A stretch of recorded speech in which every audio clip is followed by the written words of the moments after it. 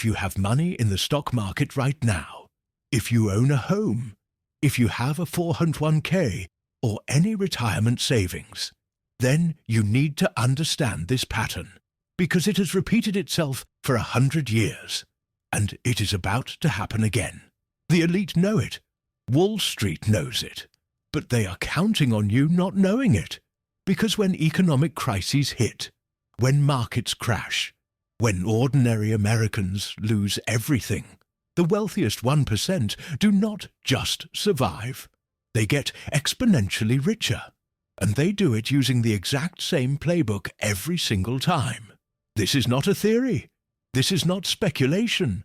This is documented historical fact, and the evidence is overwhelming. 1929, the Great Depression, the worst economic collapse in American history. 13,000 banks failed. 9 million savings accounts were wiped out completely. Unemployment hit 25%. That is 1 in 4 American workers. 15 million people without jobs, without income, without hope. Americans lost their homes, their farms, their life savings. Suicides spiked. Families disintegrated. Children went hungry. But here is what they do not teach you in American schools. Here is what they desperately want erased from history textbooks. While 90% of Americans were devastated, while the middle class was completely destroyed, the wealthiest families in America used the crisis to consolidate massive wealth and power, not just survive, not just weather the storm. They used the suffering of millions to become richer than ever before. Joseph Kennedy, father of President John F. Kennedy, patriarch of America's most famous political dynasty. He made his fortune during the crash, and he did it through methods that would later be made illegal. He sold short, betting against the market, betting against America, betting that ordinary Americans would lose everything. And when they did, when stock prices collapsed, when companies failed, when banks went under, Kennedy was positioned perfectly. He had cash, he had liquidity, and he bought everything. Stocks for pennies on the dollar, real estate at fire sale prices, entire companies for fractions of their value. By 1935, just 6 years after the crash, his wealth had grown 400%. 400%, while the rest of America was standing in breadlines. Kennedy was building a dynasty, and he was not alone. The Rockefellers did the same thing, but on an even larger scale. Chase National Bank, controlled by the Rockefeller family. It was the largest bank in America.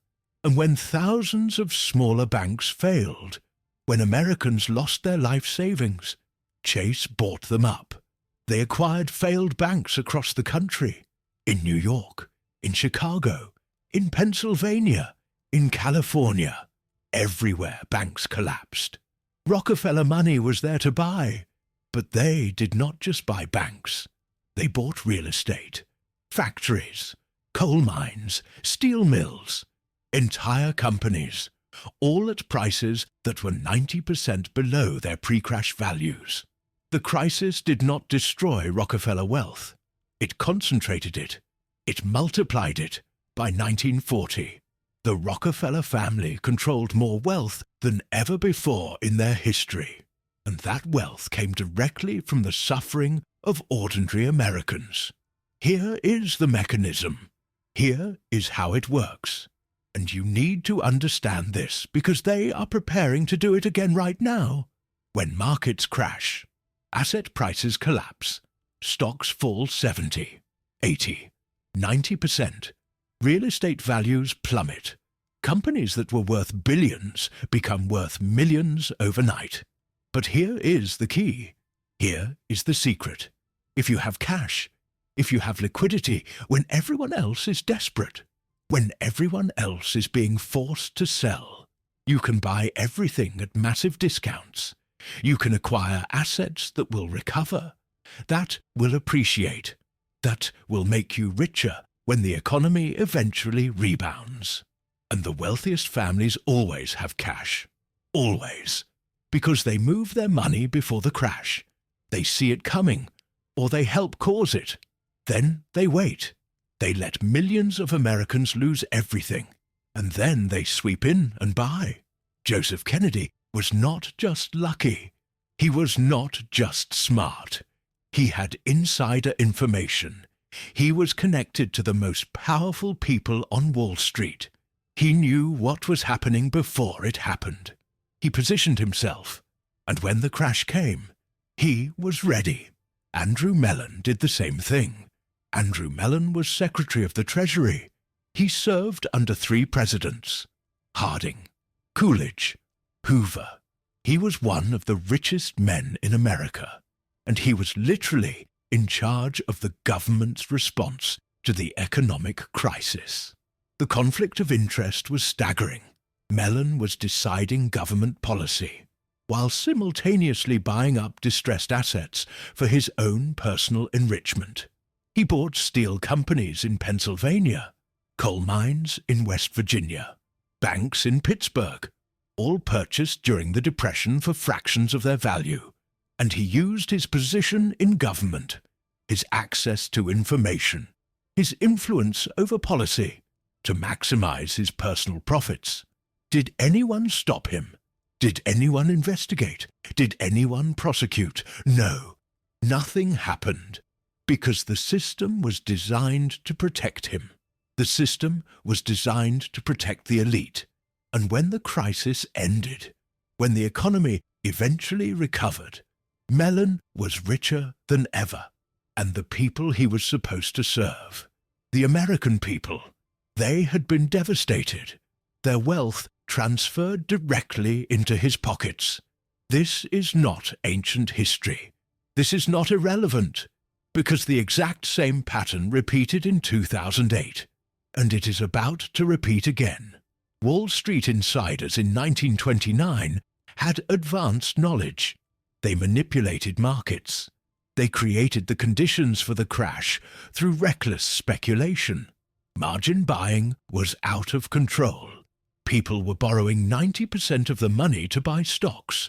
Brokers were lending recklessly. Banks were over-leveraged.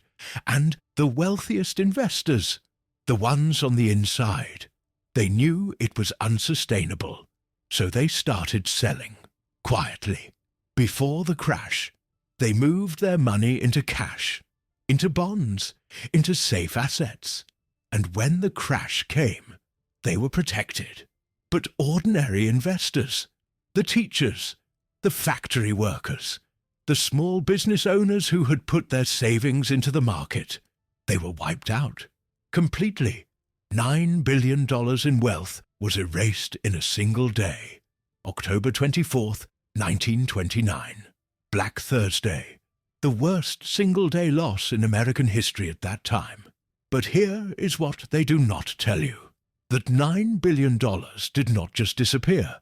It did not vanish into thin air. It was transferred from ordinary Americans to the elite, from the middle class to the wealthiest 1%, and they kept it. The Securities and Exchange Commission did not even exist yet. There were no regulations, no oversight, no protections for ordinary investors. The game was rigged. Everyone knew it. But by the time reforms came, by the time the SEC was created in 1934, the wealth transfer was complete. The richest families in America had doubled, tripled, quadrupled their holdings. They bought America at a discount, and they never gave it back. And this brings us to 2008, the financial crisis, the Great Recession, the worst economic collapse since 1929. 8 million Americans lost their jobs. 6 million lost their homes to foreclosure. Retirement accounts were devastated. The average 401k lost 40% of its value. The median American household lost 38% of their wealth. 38%. Gone. In 2 years. But Wall Street, the banks, the elite, They knew it was coming, and they prepared. Just like 1929, just like every crisis before, Goldman Sachs started betting against the very mortgage securities they were selling to clients. This is documented. This is proven. They were creating mortgage-backed securities, bundling subprime loans, loans they knew would fail, and selling them to pension funds, to insurance companies, to ordinary investors, telling them these securities were safe, were rated AAA, were solid investments, and at the same time, literally at the same time, Goldman Sachs was shorting those exact securities, betting they would fail, betting their own clients would lose money, and when the housing market collapsed, when those securities became worthless, Goldman Sachs made billions, billions, while their clients lost everything. John Paulson, hedge fund manager, he saw the housing bubble. He recognized it was unsustainable, and he bet against it. He created a fund specifically designed to profit from the collapse of the housing market. And in 2007, he made $15 billion. $15 billion in a single year, the biggest personal payday in Wall Street history. While millions of Americans were losing their homes, while families were being evicted, while neighborhoods were being destroyed, John Paulson became one of the richest men in America, and he is celebrated for it. He is called a genius, a visionary, because the American system rewards those who profit from crisis. JP Morgan Chase bought Bear Stearns for $2 a share. Bear Stearns had been worth $170 per share just months before. But when the crisis hit, when Bear Stearns faced collapse, JP Morgan swooped in, and with government help, with Federal Reserve assistance, they bought one of their biggest competitors for almost nothing. Bank of America bought Merrill Lynch, another Wall Street giant, for pennies on the dollar. Wells Fargo bought Wachovia. The big banks got bigger. They absorbed their competitors. They eliminated competition. They increased their market share. And the federal government helped them do it. Hank Paulson, Secretary of the Treasury in 2008, former CEO of Goldman Sachs. He orchestrated the bailouts, $700 billion of taxpayer money, the Troubled Asset Relief Program, TARP. It was sold to the American people as necessary to prevent total economic collapse, to save the financial system, to protect ordinary Americans. But that was a lie. The bailout was not designed to help homeowners. It was not designed to help people facing foreclosure. It was designed to save the banks, to protect Wall Street, to ensure that the elite did not lose their wealth. And it worked perfectly. Here is what most Americans do not know. The bailout money did not go to struggling homeowners. It went to the banks, and the banks used it to pay bonuses, to buy competitors, to increase executive compensation. By 2010, just 2 years after the crisis, just 2 years after the worst economic collapse since the Great Depression, the big banks were profitable again. Goldman Sachs paid out $16 billion in bonuses, $16 billion, while 10 million Americans were still unemployed, while foreclosures were still happening every single day, while families were living in cars, in shelters, in tent cities. Goldman Sachs was paying record bonuses. The wealth transfer was massive. Between 2007 and 2016, the wealthiest 1% of Americans captured 52% of all income growth. 52%. The bottom 90%. Everyone else saw their share of wealth decline. The gap widened, just like in the Great Depression, just like every crisis before. The rich used the crisis to get richer. They bought real estate at foreclosure prices. They bought stocks when the market bottomed in March 2009. The S&P 500 hit 666, the lowest point in over a decade. And the elite bought. They had cash. They had access to credit. They had insider information. And they used all of it. Blackstone Group, the largest private equity firm in the world. They spent over $10 billion buying up foreclosed homes across America, Florida, California, Nevada, Arizona, Georgia, the states hit hardest by the foreclosure crisis. Blackstone was there, buying thousands of homes. They became the largest single-family landlord in the United States. Families who had lost their homes to foreclosure, who had been evicted by banks, were now renting from Wall Street, paying rent to the same people who caused the crisis that destroyed their lives. The irony was cruel, but the profit was enormous. Blackstone made billions, and they still own those homes today, still collecting rent, still profiting from the misery they helped create. Warren Buffett did the same thing. In September 2008, right in the middle of the crisis, when everyone else was panicking, when ordinary investors were selling everything, Buffett invested $5 billion in Goldman Sachs. He got special terms, preferred stock, 10% annual dividend, and warrants to buy more shares at a discount. And when Goldman recovered, when the government bailout saved them, Buffett made billions. He called it his best investment ever. He said he was buying when there was blood in the streets. His exact words. And whose blood was it? The blood of millions of American families who lost everything. But Buffett is celebrated as a genius. The Oracle of Omaha, the greatest investor of all time. Because the American system rewards those who profit from crisis, it does not punish them. It celebrates them. And here is the pattern you need to understand. Here is the sequence that repeats every single time. First, a bubble forms. Asset prices rise far beyond their real value. Stocks, real estate. It does not matter what the asset is. The elite pump the bubble.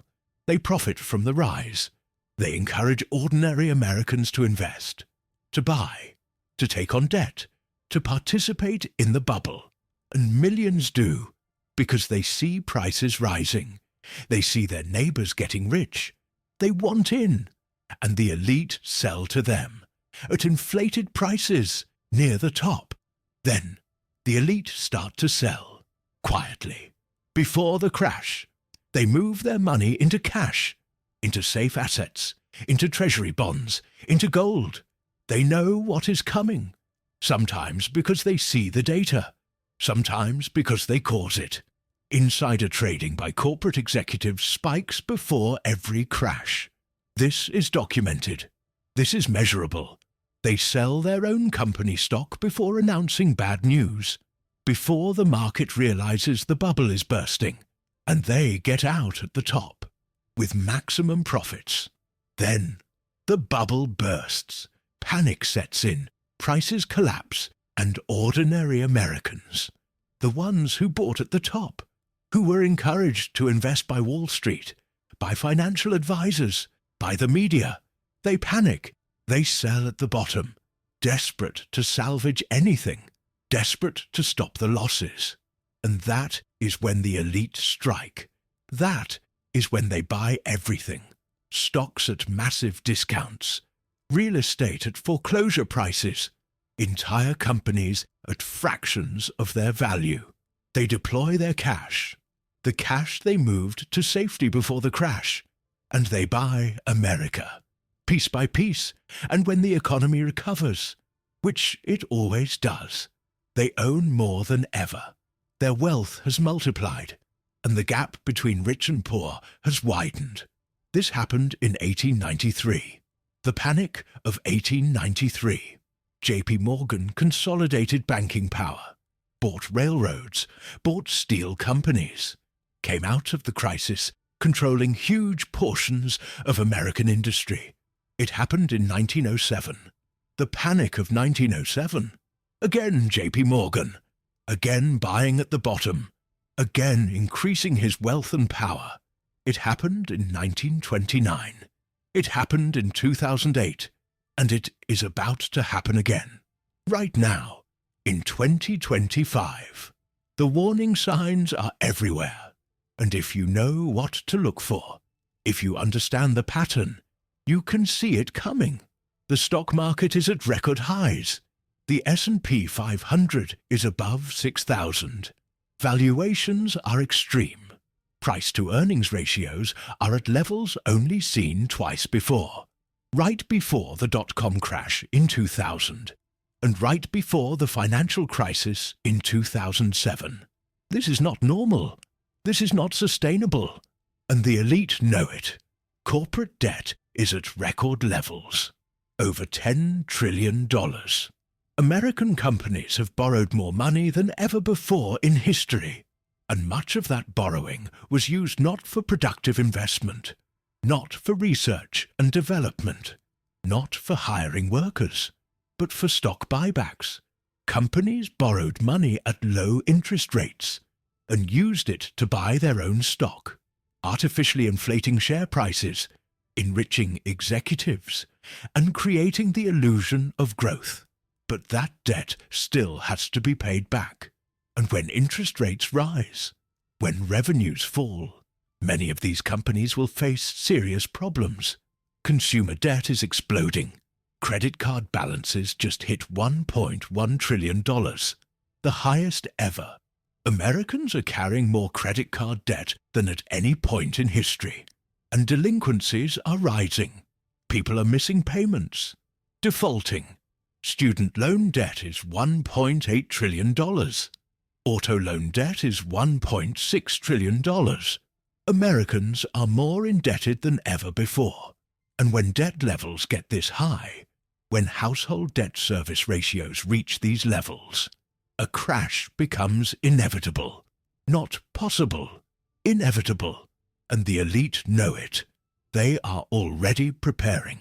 Insider trading by members of Congress is at historic levels. Senators and representatives are required to disclose their stock trades, and the data shows massive selling, particularly in technology stocks, particularly in overvalued sectors. They have access to classified economic briefings. They know what the Federal Reserve is planning.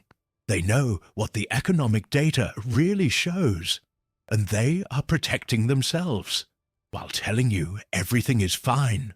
While telling you to keep investing, to keep buying. They are selling. The Federal Reserve is trapped. Inflation is still elevated above 3%. Well, above their 2% target. But the economy is weakening. Growth is slowing. Unemployment is starting to tick up. If they raise interest rates to fight inflation, they risk triggering a recession. But if they cut rates to support the economy, they risk reigniting inflation. There is no good option. And when central banks are paralyzed like this, when they are trapped between competing bad outcomes, crashes happen. 2008 started the same way. The Fed did not know whether to fight inflation or support growth. They chose wrong, and the economy collapsed. 1929 was similar. The Fed tightened too much, popped the bubble, and caused the Great Depression. Commercial real estate is collapsing right now. Office buildings are empty. Vacancy rates in major American cities are above 30%. In San Francisco, it is above 35%. Remote work has permanently changed demand for office space. Companies do not need the same square footage. They are not renewing leases. They are downsizing. And property values are plummeting. Commercial real estate prices have fallen 40% in some markets, and regional banks hold massive exposure to commercial real estate loans, hundreds of billions of dollars. When those loans default, and they will, some banks will fail, and when banks fail, panic spreads. We already saw this in March 2023. Silicon Valley Bank failed, Signature Bank failed, First Republic Bank failed, the 16th the third, and the 14th largest bank failures in American history, all in 2 months. And the Federal Reserve had to step in, had to create emergency lending facilities, had to bail out depositors, to prevent contagion, to prevent panic. But the problems have not gone away. They have just been postponed. And when the next wave of failures comes, and it will, the panic will be worse. The Federal Deposit Insurance Corporation, the FDIC, insures deposits up to $250,000 per account. But the FDIC only has about $125 billion in its deposit insurance fund.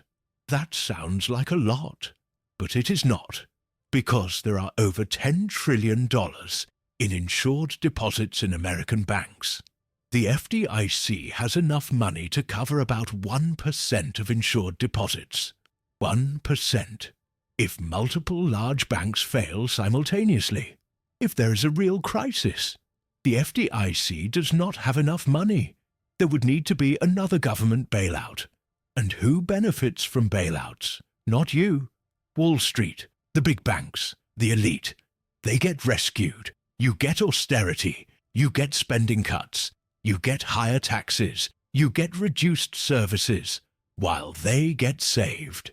And here is what makes this next crisis different from 2008.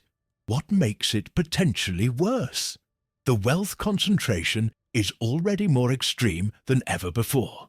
Worse than 2008. Worse than 1929.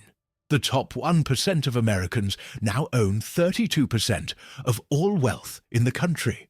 The bottom 50%, half of all Americans, own just 2% of wealth. 2%. This is not sustainable. This is not healthy. This is not how functioning economies work. And when the crash comes, when the next crisis hits, the gap will widen even more, because the elite will once again buy everything at the bottom, and everyone else will be forced to sell. Blackstone is already raising massive funds, over $100 billion in dry powder. That is the term they use, dry powder. Money raised but not yet deployed. Money sitting in cash, waiting. And what are they waiting for?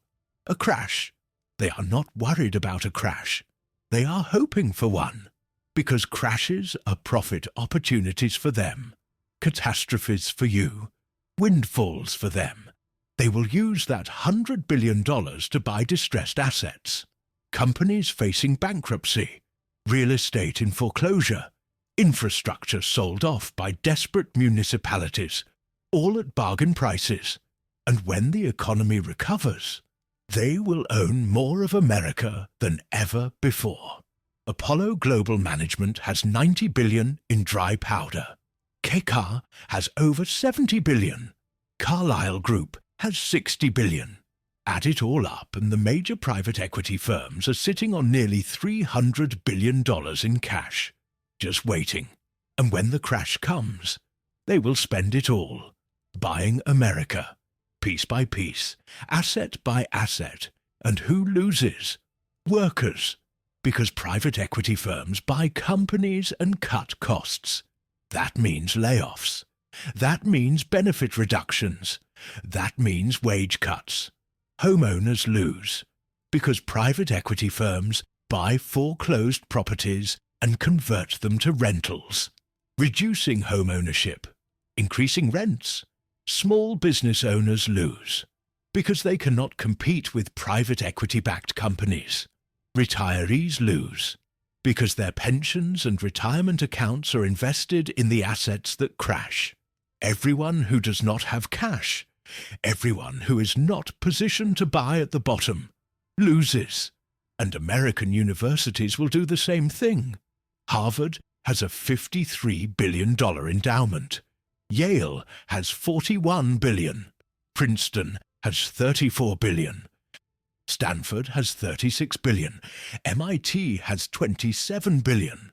The elite universities are sitting on nearly $200 billion combined. And when the market crashes, they will deploy that money. They did it in 2008. Harvard made billions buying distressed assets. Yale did the same. And they will do it again. These are the same universities that charge students $70,000, $80,000, $90,000 a year, that saddle graduates with crushing debt, that claim to serve the public good, that claim to be non-profit institutions, but they are hedge funds with classrooms. They invest in private equity, in real estate, in fossil fuels, and they profit from economic collapse, just like Wall Street. The hypocrisy is staggering, but the pattern is clear. Institutions that present themselves as pillars of American society, universities, museums, foundations, hospitals, they are participants in the wealth extraction machine. They do not help ordinary Americans during crises. They exploit crises just like everyone else at the top, because the system incentivizes it. The system rewards it, and until that changes, it will keep happening. And what about accountability? What happens to the people who cause these crises, who profit from them, who destroy millions of lives? Nothing. After 2008, after the worst financial crisis since the Great Depression, one banker went to jail. One, Karim Serageldin, a Credit Suisse executive. He got 30 months for hiding losses. That was it. Out of thousands of bankers who committed fraud, who lied to investors, who sold securities they knew were worthless, who crashed the global economy, one went to jail for 30 months. The Justice Department under Obama decided not to prosecute. Attorney General Eric Holder said the banks were too big to fail, and by extension, too big to jail. Prosecuting executives might destabilize the financial system, might cause another crisis. So better to let them go, better to let them keep their wealth, keep their freedom, keep their power. The banks paid fines. Goldman Sachs paid $5 billion. JP Morgan paid $13 billion. Bank of America paid $16 billion. Sounds like a lot, but it was a fraction of the profits they made. Goldman Sachs made over $25 billion from the crisis. They paid $5 billion in fines. That is an 80% profit margin. On fraud, on crimes that destroyed millions of lives. It was just a cost of doing business. And the executives kept their bonuses, kept their jobs, kept their wealth. Lloyd Blankfein, CEO of Goldman Sachs during the crisis, he kept his job until 2018, retired with hundreds of millions of dollars. Jamie Dimon, CEO of JP Morgan Chase, still in his job today, still making $40 million a year.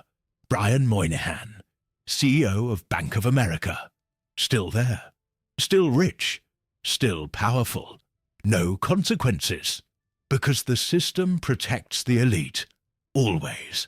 And now they are preparing to do it again. The Federal Reserve is already discussing emergency lending facilities, bailout mechanisms, tools they can use when the next crisis hits. They are planning the rescue, but not for you, for the banks, for Wall Street, for the corporations.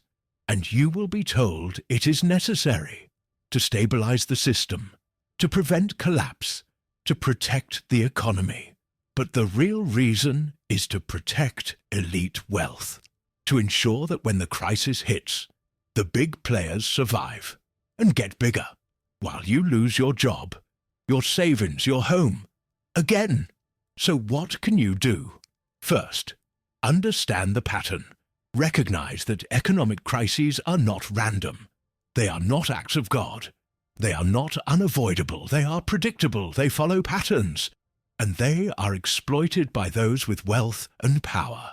Second, protect yourself. If you have investments, diversify. Do not keep everything in stocks when valuations are this extreme. Hold some cash. Hold some safe assets. So you are not forced to sell at the bottom. Third, pay attention to what the elite are doing. Insider trading is public information. Congressional stock trades are disclosed. Watch what senators are selling. Watch what corporate executives are selling. They have information you do not. Use their actions as signals. Fourth, demand accountability. Support politicians who will prosecute financial crimes, who will break up the big banks, who will tax extreme wealth, who will change the system. Because without accountability, without consequences, this pattern will never stop. It will keep repeating every 10 years, every 20 years, forever. And finally, spread this information, share it, talk about it. Because the elite rely on ignorance. They rely on most Americans not understanding the pattern, not seeing what is happening. The more people who understand, the harder it becomes for them to keep doing it. The crisis is coming. The only question is when. It could be 6 months, it could be 2 years, but it is coming. The warning signs are clear. The pattern is repeating, and when it arrives, you will see the same thing you saw in 1929. In 2008, the rich will get richer. They will buy America at a discount. They will consolidate power. They will widen the gap. And they will tell you it is just how markets work. Just capitalism functioning normally. Just creative destruction. But it is not. It is a system designed to transfer wealth upward during crises. Every single time. A system designed to protect the elite, to enrich them at your expense. And until Americans understand this pattern, until they recognize what is happening, until they demand fundamental change, it will keep happening, over and over, because the elite have perfected the playbook. They have run it successfully for over 100 years, and they are about to run it again. They are already preparing, already positioning, already moving their money, and when the crash comes, they will be ready, will you? If this opened your eyes, if you want to understand how deep this goes, how many other patterns like this exist, subscribe right now, because there are dozens more buried truths about American power, American institutions, American wealth, stories they do not want you to know, patterns they desperately want hidden, and we are going to expose every single one.